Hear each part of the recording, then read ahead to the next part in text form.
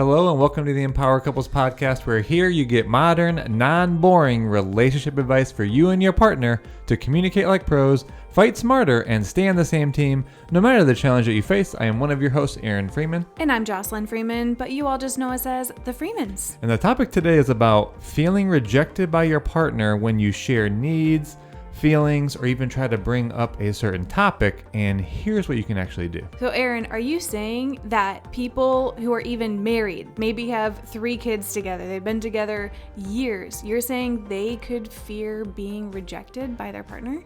Yes. And stay with us right from the beginning here, because it's not the thing you think is actually happening. Mm-hmm. And I'm glad we're doing this topic because my idea has been accepted. So this was Aaron presented this one.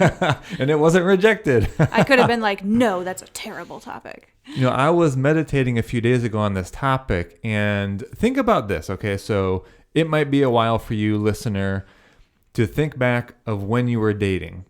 And it probably wasn't your current partner, but when you were in the dating phase, when you feel rejected, which can be more straightforward, although people can ghost each other, right? So yeah, exactly. whether you were ghosted or the person just flat out rejected you, breaks up you're with not my you. person, Mm-hmm. then what happens is that the physical proximity does get distanced. So you cut off communication with them, you don't see them anymore, so you have this actual break. Mm-hmm. Now, that's what we think of when being rejected. Mm-hmm. So now when you're married, that doesn't happen, right? You're in a relationship, you're committed, you live in the same house, you're in this life together, but you still can feel rejected. You can feel rejected, and honestly, think for yourself if this has happened recently. You can be rejected in the ideas that you bring up. You can be rejected about your feelings, your needs, your emotions. Mm-hmm. When you try to bring up a certain topic, it gets immediately shut down. Mm-hmm. But think about why this becomes even more of a problem. Because you do feel rejected, but you cannot create that physical separation. Unless you're like, I'm taking off for a few days, right? Yeah, I'm going on a vacation. And sometimes you can get that space, but you don't get that break, mm-hmm. right? You don't have that physical separation when the rejection happens in the dating phase. So it almost feels like a forced or obligated now interaction. Mm-hmm. Here you feel rejected, though you might not be saying that top of mind, and I want you to speak more to that. But here I'm in the same house, forced interactions, and here I am actually feeling rejected by this person. This actually creates a very intense feeling, mm-hmm. rather than, like I said before, in the dating, it's easier because like, oh, I got rejected. Okay, I get over it. And you don't have to interact with them. Yes. And that's a big thing when it comes to marriage, because you can still feel rejected. And for those of you listening, maybe you don't have the top of mind fear that they're going to reject you as in your whole self and they're going to, leave you. Mm-hmm. Yeah, maybe some of you, that is where you're at, right? Mm-hmm. But for a lot of you, that might not be what it sounds like. And, we talk to couples all the time on our sessions, and some of the ways it can sound is that you stop bringing up certain topics because you just know they're going to shut you down, or you stop sharing that certain idea you have, or you fear bringing up your feelings or your needs.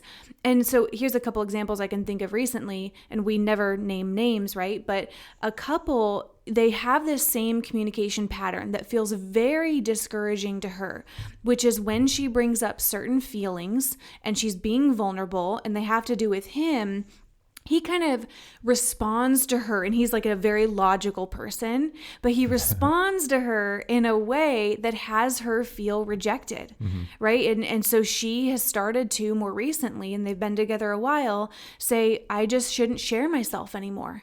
Mm-hmm. Now, think about how much that little seed can become a bigger poison. Mm-hmm. If you start to say, well, this part of me is going to be rejected, so I'm going to just stop sharing that part. Now you're cutting off part of yourself. Yeah. And now you're not even being your full authentic self. You have to suppress things, and that's only going to build a bigger and bigger disconnect. Yeah, when you have emotional separation without physical separation, it's a hard place to be. Exactly. And it can really have you feel more top level, like there's an elephant in the room. We've heard that from a number of couples, right? Like there's something, you have all these responsibilities. You might be going on vacation, you might be going to the park, and you have to interact with this person when you feel there's something that's incomplete and needs to be talked about. You can also feel very alone, right? And very isolated, even sad, even though you're with that person in the same physical proximity. Yeah. Any example of like what that would sound like to feel alone, even though you're in the same proximity? Well, I think part of knowing there's something to talk about, and you're not, or you're just doing activities and you're not actually talking. You don't feel connected. Yeah. So you can be doing things around the house or with your kids. You can be out with friends, at a dinner, out socializing, and your partner is just not giving you attention. They're not paying attention to you. Or They're not very conversing superficial, with you. like surface level. Yeah, maybe even when you go to share something, they like cut you off in front of friends. We've heard about that one. So all of those things can actually have you feel like isolated or alone, even in in a relationship. Yeah, and I want to give an example too, where the male partner, because it's not just like females feeling this way, but male partners can feel. And I think a lot of the times it is unconscious, right? Like they're not sitting there going, I shouldn't be vulnerable, or I shouldn't bring up this certain need I have. But then what they do is they start to unconsciously resist being vulnerable. They are afraid that if they are, they're going to be rejected. Like, oh, they're going to think I'm weak, or they're going to judge my need. And then again, that creates an emotional disconnect. So I can think of a recent conversation with a couple where he was very much resisting being vulnerable, sharing his needs, whether they were sexual needs, whether they were something about what he desires in the relationship. He's just not sharing it. And now he's feeling less connected, and she feels like he's being distant. So like this fear of rejection, it can be, I'm afraid of being like rejected as a whole. Or it can be, I'm afraid this part of me is going to be rejected and it won't be accepted, and therefore they won't love me anymore, right? And they're going to not want me because of this part of me. Yeah. We have another couple working with, and how this has actually shown up for them. I just thought about this. She had felt that she has to be a certain person and doesn't get to be the fullest extent or even pursue different facets of herself, her own growth and expansion, because she has to play the roles that she's always played in the relationship. Very true. Now, we want to make one statement here. We're going to make up a number. It's going to be based on our experience, but if you can believe us, we're going to say around 70% of the time, your partner is not actually rejecting you. Now, their actions have you feel that way. We're not discounting that at all. And the behaviors from your partner can have you feel this rejected, even though they're not actually rejecting you. They're not right? sitting there thinking like, I'm rejecting you. Yeah, I don't accept them. I don't want to be in this relationship with them. And so you pointed to a few of these, but we want to be specific. Yep. The actions that your partner takes that has you feel rejected, even though for them, they're not consciously saying, I'm doing this because I don't accept my partner, but they do shut down when you try to bring up a topic. Well, they get defensive. That's huge. I think you blazed through that one really quick. That's a really common one. They shut down when the topic is brought up. Or they shut you down. No, I'm not talking about that. Nope. So yes, they shut down, meaning they don't further the conversation, but they even maybe stop you, right? Get defensive can kind of be similar. They say no. To the conversation. I'm just not, or like your idea. Not interested in that. We're not going to do that. Yeah, nope, that's a terrible idea. Or nope, I'm a no to that. And they don't even really entertain it. Then I do want to acknowledge that there are probably a good amount of times where your partner may actually say mean and hurtful things to you. Yeah, and that can often be in times of conflict.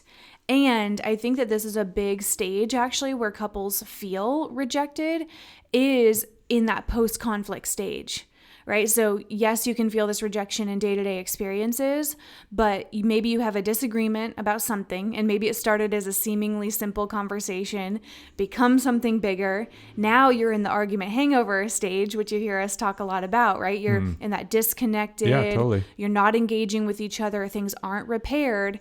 And when you guys are giving each other the silent treatment in that stage, that can feel a lot like rejection. Like, wow, okay, they don't love me enough to come to me, or they're completely shutting me out. And so before we move further on, that's actually an incredible reason to make sure to watch our web class on the 5 steps to repair from conflict. Yeah. And if you haven't watched it because either you're a new listener or you just haven't taken the time yet, go take advantage of that while it's available. We haven't decided how long we're going to make it free. So make sure you go to onlinecouplesworkshops.com/repair and fully repairing from conflict so you don't feel rejected by each other. Yeah, for sure. And so I want to talk about what this stems from. So if you can stay with us, we're saying that your partner isn't actually rejecting you. These behaviors and their actions are having you feel that way. But if you can actually maybe sympathize or just kind of get a different perspective on where they're coming from, where would you say some of those outward actions are actually coming from the other partner's perspective? Yeah. Okay. So why would this person do this? Well, unconsciously, they could be uncomfortable with even their own feelings. Right? So if they didn't grow up in an environment where their feelings were accepted or even discussed and they had to shut down and suppress it, then when you go to express your feelings, it's like, no, I'm going to reject this because I'm not even comfortable with my feelings or other people's feelings. So it may not even be personal to you, but just to their ability to embrace and be with those different emotions. Totally. That can be a huge thing. Do you want to address the second reason that could show up? They actually, this is going to be odd to think about, but they actually fear being rejected by you. Now you might think like, now come on. They can't be saying these mean things and having me feel like I'm being rejected by them all because they fear being rejected by me. It's a projection. Like they are projecting their fear onto you. But why would you feel that from your partner unless they were actually feeling that themselves? Many times whatever is lingering in the space of a relationship is because that's what your partner is actually feeling. Exactly. Just take that on. So, for them, they turn away from what you're saying because they don't want to feel rejected by you. Yeah. Another, reason or what this could stem from is they just don't even have the realization. Like they don't have the self-awareness or they don't observe themselves and reflect on their behavior. So they don't even realize that the way they're responding to you is defensive or is invalidating. They just think, no, I'm just talking. I'm just putting it out flat. Like we hear that sometimes as, no, I'm just sharing the logic that, that doesn't make sense. Right. Yeah. So it can be that they are maybe more a logical person, or they just literally don't even hear their tone of voice. Again, it could be just a lack of self-awareness that has them act a certain way and they don't realize how it feels to you. And I'll say this over a longer term, a lack of awareness leads to bad patterns. Like, to be honest, some of your partners don't have good skills. Yeah. They just are sorry about it. Really defaulting to some very bad patterns, and they might not be aware of that. And that's how they've operated, and they've never questioned or really taken a look at, why do I keep responding, more so reacting that way? How can I be better? So we want to acknowledge that part, that some of your partners, and to be honest, some of you listening, you just don't have very good skills. Well, that's what you're here for. You're here for the skills. Which is okay, right? Because as you always say, where would we have gotten that? No, it wasn't in school. There's no class on that. I mean, thankfully we chose to do this with our life. And so of all of the times we've had it come up and all the conversations we have, we're in the relationship world, right? So we share these skills, and there's not too many places for you to go and seek these out. And a lot of time one partner, right, is pursuing the skills before the other. So that brings up a whole other series of challenges. We've gotten a few messages. Hey, my partner's not willing. How do I bring this thing up? I want to grow, but it does come from a place of feeling rejected. So that's another takeaway if you're trying to invite your partner into doing some work, meaning learning some new skills with you, but you're coming from a place of being rejected and you're asking them to go on this journey with you so you can stop feeling rejected, that's probably going to come off, a certain way. Like you're trying to change them. They are not putting doing you good down. enough. They're not enough. Yeah, all those things. And, most of these scenarios where they are doing this or their behaviors are coming off this way to you, like you said, most of the time it's not intentional. They're not sitting there choosing it. And so that's where you want to invite your partner into this journey with you of growth and of learning about how to really embrace each other more. Mm-hmm. And then before you start in on what you can do, the last one, which we believe is a smaller percent, if you go with the number we gave earlier, it leaves you with 30%. So we're saying 30% of the time we want to acknowledge that, yes, your partner is rejecting your ideas. They don't like how you're doing something. They don't like how you're handling finances or how you're communicating with them. And they're actually wanting you to change something, right? So acknowledging that is a percent, but I think it is smaller. And in this case, like we just kind of mentioned, they can obviously be better themselves in asking for what they want and what they need.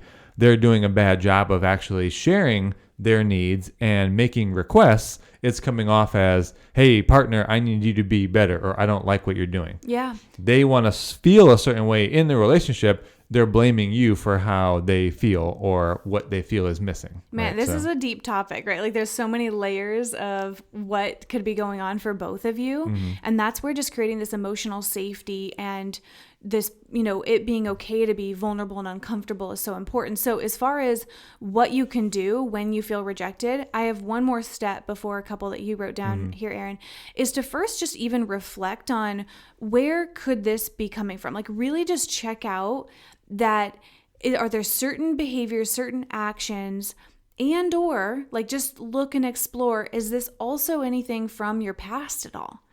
Just do some personal reflection. I think that's really important to do before we sometimes bring things up to our partners. Like, where is this really coming from? Is this them? Or maybe even is this something else am I rejecting myself in a way? Have I been withholding? Have I not been vulnerable and I've been projecting it onto them? So I think just first doing a little bit of self-reflection is always important. And then what would you say is next, Aaron?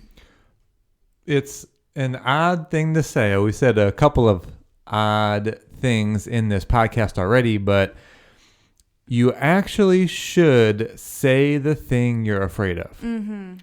That's the last thing we ever think we should actually do in any scenario. With a boss, with a friend, with a family member, there's something that you're withholding, right? That's creating a lack of connection with them, right? The thing to actually do is to say what's in the way. And that comes from personal development that we've done. To actually say the thing you're afraid to say. So by coming to your partner and starting with, hey, partner, I'm actually afraid that if I say this or I bring this up, that you won't accept me, that you'll reject some part of me. So to actually start your sentence by saying that, it's the last thing you think you should do. But that does let the guard down of your partner because you're sharing about yourself. That's one of the biggest things. A lot of times, most of the conflict is because you're feeling something, but we speak it out as saying, you're causing me to feel this. This is your fault. Yeah. And that's what causes the tension, the disconnect, the shutting down. And anytime you share for yourself, Jocelyn, I really want to talk about something with you, and honestly, I'm just afraid for myself that I'm going to be rejected. I mean, how are you going to take that? I mean, ideally, both myself and people would really just be like, "Oh, wow, I can relate to that," or "I don't want you to feel that, so how can I kind of listen and be present?" It softens the conversation usually and brings a level of humanity to it because in a way you're like revealing your vulnerability. And usually when you do that, the other person can empathize, kind of slows down, listens a different way than if you do, like you said, start something off with kind of an attack a little bit, or you just say, like what you just said is giving your partner context as opposed to just bringing up the subject, right? Like you could just bring up the thing, like your feeling or the topic you've been avoiding, and then it goes however it normally goes. But when you say this first, your fear, it kind of starts the conversation on a different tone that hopefully your partner can really relate to, empathize, and listen differently. Yeah. That's a whole other thing about context versus content. Huh? That's That'd be a good topic really good too. point. Yeah. The last thing for me is that make it clear to your partner when you're sharing something that you need for yourself and not something that you're saying you need them to change. Okay. You know, I just mentioned that because your partner might be doing that to you, but phrasing it as it's your fault. But if you think, I'll give you an example here. If you are feeling as if you would like to take more of a lead in a particular subject, maybe around parenting, around money, maybe you feel you just need some more personal time to yourself. Maybe you feel you need to go on a little weekend vacationer on your own, right? Or you need to take a few hours in a day just for your own cup. Often how that comes off is, I need time away from you in that case, right?